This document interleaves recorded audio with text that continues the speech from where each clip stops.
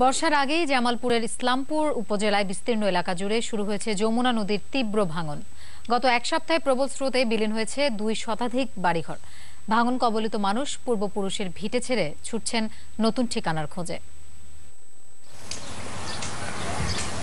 দেখে বোঝার উপায় নেই, নদীর পার ঘেঁষে এখানে ছিল 2 শতাধিক বসত ভিটা। তীব্র স্রোতে ঘরবাড়ি, ফসলি জমি ভেঙে বিলীন হয়েছে যমুনার গর্ভে। জামালপুরের ইসলামপুর উপজেলার বেলগাছা ও চিনাডুলি ইউনিয়নের বিস্তীর্ণ এলাকায় জ্যৈষ্ঠের মাঝামাঝি থেকেই শুরু হয়েছে তীব্র ভাঙন।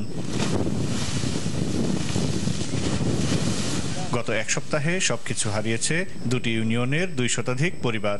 এর মধ্যে বেলগাছার 4টি এবং চিনাডুলির 2টি গ্রাম পুরোপুরি তলিয়ে গেছে নদীগর্ভে।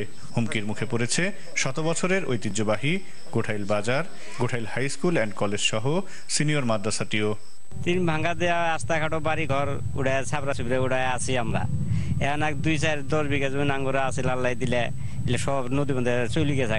স্কুলের কাছাকাছি বাড়ি ফেললাম, অন্ধনে ভাঙে দিল। নেওয়ার পরে গেলাম সিম ভাঙ্গা করি কয়, ওই সিম ভাঙ্গা গ্রামও গেলাম, অন্ধনে আবার আসলাম পাগলাপাড়া।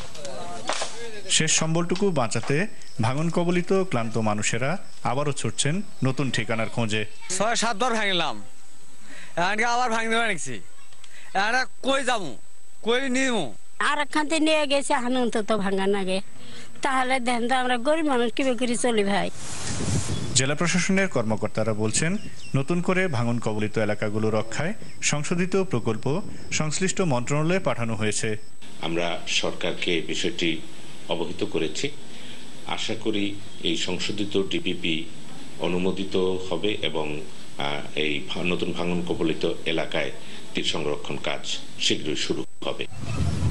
নদী ভাঙন থেকে রক্ষায় 417 কোটি টাকা ব্যয়ে যমুনার তীর সংরক্ষণ প্রকল্পের কাজ চলছে। তারপরও থেমে নেই ভাঙন। হুমকির মুখে রয়েছে আরও 1,500 বাড়ি ঘর ও বিস্তীর্ণ ফসলি জমি। শোয়েব হোসেন, যমুনা নিউজ, জামালপুর।